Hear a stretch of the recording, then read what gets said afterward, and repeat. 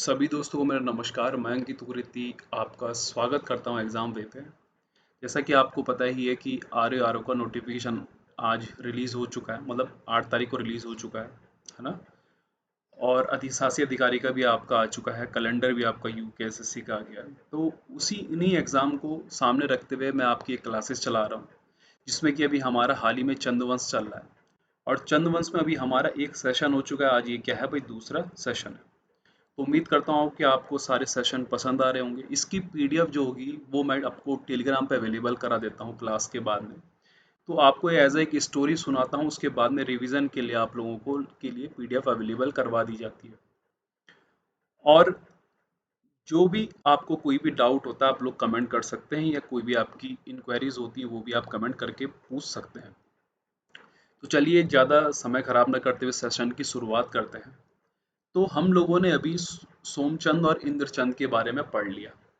अब मैंने आपसे कहा था कि थोड़चंद और सोमचंद के बीच में क्या लड़ाई छिड़ी थी भाई, कि मैंने करी है स्थापना, मैंने करी है। परंतु मैंने आपसे क्या कहा है कि सोमचंद को ही संस्थापक माना जाता है चंद्रवंश का, है ना? जो कि इससे पहले वाले लेक्चर में मैंने आपको समझाया।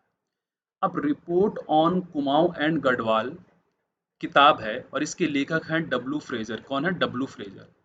इन्होंने हर्षदेव जोशी का एक विवरण है जिसके बारे में अभी आगे पढ़ेंगे क्लासेस में, कि चंद्रवंश का संस्थापक किसको माना इन्होंने? थोरचंद को। पर मैं आपसे क्या कह रहा हूँ, ये लाइन पेपर में दे सकता है आपसे कि किसने माना है, मतलब, है ना? है नहीं, लेकिन आयोग मानता किसको है? सोमचंद को मानता है। मैंने आपसे पहले कहा। अब एडिंगसन के अनुसार जो है राज्यारोहण जो हुआ, इसका मतलब इसने जो ये जो गद्दी पे बैठा, ये 1261 में बैठा और इसने 1281 तक शासन करा। हम लोगों ने तो पढ़ा था भाई कि 1000 के आसपास, मतलब 1025 के आसपास जो था, सोमवंश बन गया था। तो इतनी सोमवंश बोल रहा मैं, चंद्रवंश की स्थापना हो गई थी। तो ये तो बहुत देर में है। अब थोरचंद का जो उत्तराधिकारी था वो कल्याण चंद क्या था? प्रथम था, जिसके बाद त्रिलोक चंद, अभय चंद का नाम आता है। अब इसमें अभय चंद आपके लिए इंपॉर्टेंट इसलिए हो जाता है कि अभय चंद पहला शासक था जिसका प्रमाणिक सूचना उसके स्वयं के अभिलेख से, मतलब उसके जो स्वयं के अभिलेख थे उससे उसके बारे में क्या पता हमको चला। जो अभिलेख है वो 1360 ईस्वी का चंपावत के मानेश्वर नौले से प्राप्त हुआ। तो चंपावत के मानेश्वर नौला से जो अभिलेख है वो किससे संबंधित है? आपके अभय चंद से। अभय चंद का वार्षिक श्राद्ध पर ज्ञानचंद ने तामपत्र द्वारा भूमि दान का अभिलेख मिलता है। तो अभय चंद के बाद में जो राजा आया वो ज्ञानचंद आया। तो वार्षिक श्राद्ध पे ये पता चला कि उसने क्या करा है? भूमि दान करी थी अभय चंद के वार्षिक श्राद्ध पर। इसके बाद कर्मचंद आया, 1 वर्ष शासन किया और मणिकोटि राजा के पास चला गया, जो अभी आपको मैं पढ़ा चुका हूँ सीरा उसमें, ठीक है, डोटी वाले में। अब अगला जो शासक आया, चंद शासक गरुड़ ज्ञानचंद। कौन आया भाई? चंद शासक गरुड़ ज्ञानचंद। ये 29वां चंद शासक था, और इसका जो शासन था 1365 से लेकर के 1420 तक था। और इसने सर्वाधिक शासन करा है चंद्रवंश में। तो सवाल अगर आपके पास आएगी सर्वाधिक किसने करा, तो गरुड़ ज्ञान चंद ने करा। ताम्रपत्र 1378 ईस्वी का ताम्रपत्र, जिसमें अभयचंद का वार्षिक श्राद्ध बताया गया है, वो किससे रिलेटेड था? आपका गरुड़ ज्ञानचंद से। सेरा खड़कोट ताम्रपत्र में ज्ञानचंद को राजाधिराज महाराज कहा गया, और इसको सेरा का विजेता भी कहा जाता है। किसको भाई? गरुड़ ज्ञानचंद को। मजेड़ा ताम्रपत्र ज्ञानचंद के समय एकमात्र सामंत राजा क्या कौन था? विजयबम। सामंतों के बारे में आपको पढ़ा चुका हूं। गोबासा ताम्रपत्र जो है 1418 ईस्वी में देवराज तिवाड़ी को 1 ग्राम की वृत्ति ध्यान देने में थी। ये पेपर में पूछा भी गया है कि गोबासा ताम्रपत्र किससे संबंधित है? किससे संबंधित है? ज्ञानचंद से। इसमें यह कहा गया है कि एक देवराज तिवाड़ी नाम का कोई व्यक्ति था जिसको कि ग्राम क्या दान में दिया था। किसने? गरुड़ ज्ञानचंद ने। इसके समकालीन शासक क्या थे? देखो, पहला चंद शासक था जो दिल्ली दरबार गया भाई, दिल्ली दरबार गया। सुल्तान फिरोज शाह तुगलक, जो कि तुगलक वंश का शासक था, उसने इसको गरुड़ की उपाधि दी, इसीलिए अपने आगे गरुड़ ज्ञानचंद लगाता था। इसको तराई क्षेत्र सौंपा, कहते थे कि यहाँ से 9 लाख रुपए की आय होती थी, है ना? 84 कोस पे फैला हुआ था। जो आपका तराई क्षेत्र ये पड़ता है, आपका बाजपुर धामपुर वाला इलाका जो पड़ता है हमारा, रुद्रपुर वाला, इसी को हम तराई क्षेत्र कहते थे।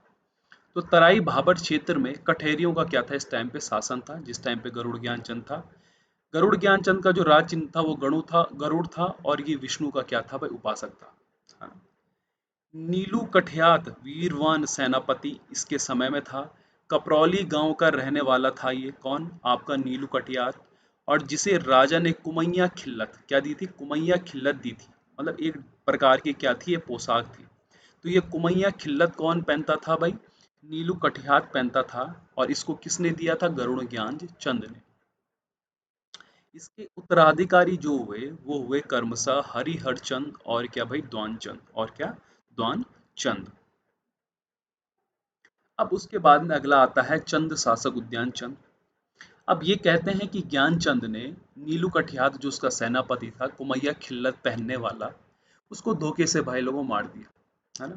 और उद्यान चंद को क्या हुआ, बहुत आत्मग्लानि हुई, उसे बहुत बुरा लगा, तो जिस वजह से उसने कई स्थानों पर नौला, जो आपका पानी वगैरह का भरने का होता है, और मंदिर बनवाए, किसने, उद्यान चंद ने।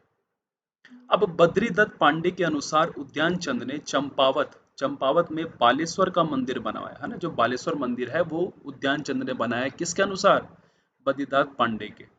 और 1 साल की माल गुजारी तमाम प्रजा की माफ कर दी, और 1 साल तक उसकी तमाम जो गुजारी थी वो क्या कर दी, माफ कर दी। 1423 ईस्वी के बालेश्वर मंदिर तामपत्र का संबंध विक्रम चंद से था। एक बालेश्वर मंदिर तामपत्र का जो संबंध था, कहते हैं वो राजा विक्रम चंद था, जो उद्यान चंद के बाद शासक बना, जिसने उद्यान चंद द्वारा शुरू बालेश्वर मंदिर का कार्य पूर्ण करवाया। बहुत इंपॉर्टेंट सवाल, सवाल किस हिसाब से आपसे कहेगा कि बालेश्वर मंदिर जो बनवाया वो बनवाया तो किसने, उद्यान चंद ने, पर उसको पूर्ण किसने करवाया दोस्तों, विक्रम चंद ने। किसने करवाया, विक्रम चंद ने।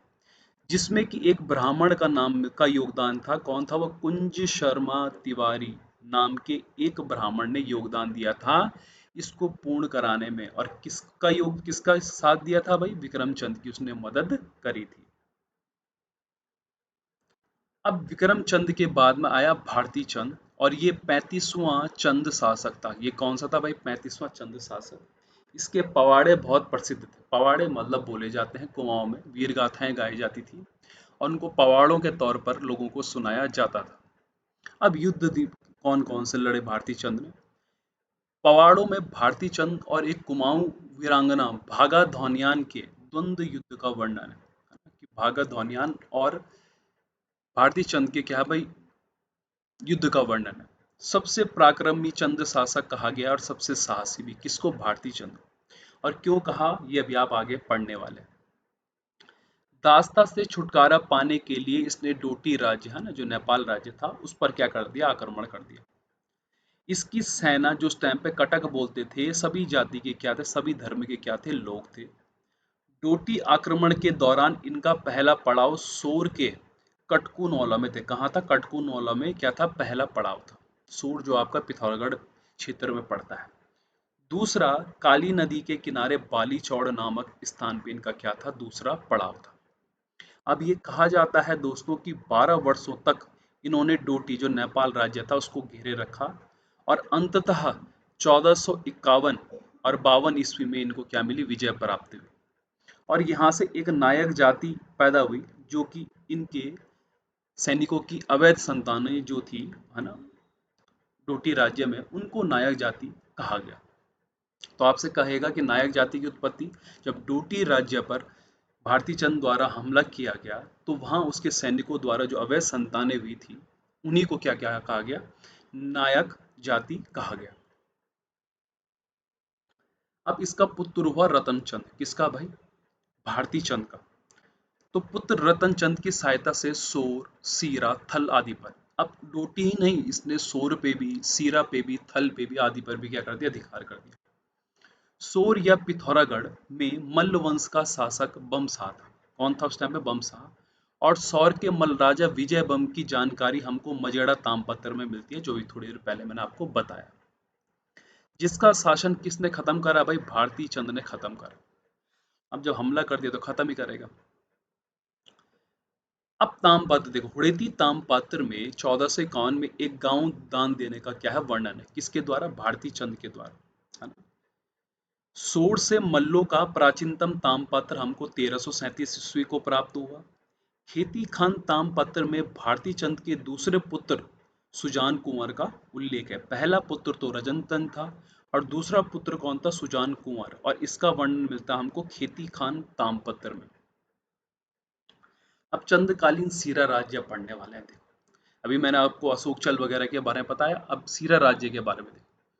वर्तमान डीडीहाट में स्थित डोटी के मल्ल शासकों के अधीन स्वयं को रैका राजा कहा, है ना।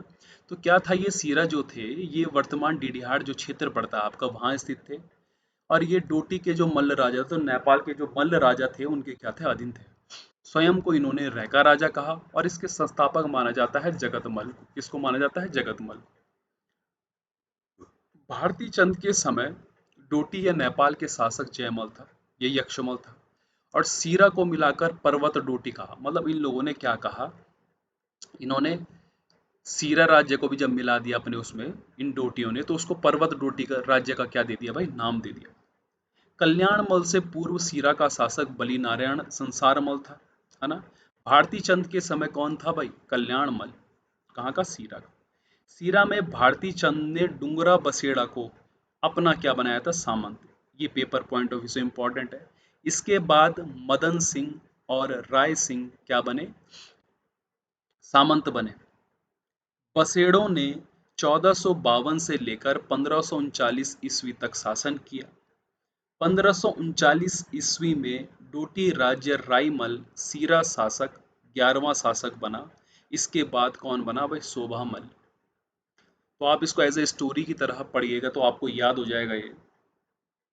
अब आगे है, अब इम्पोर्टेंट क्या बनता है, देखो शोभामल जो बना, आपसे कहा मैंने कि डोटी राज्य राईमल सीरा शासक 11वां शासक था, इसके बाद शोभामल बना। तो शोभामल ने अपनी पुत्री का विवाह बालो कल्याण चंद के साथ किया। कल्याण चंद के पुत्र रुद्रचंद के समय हरिमल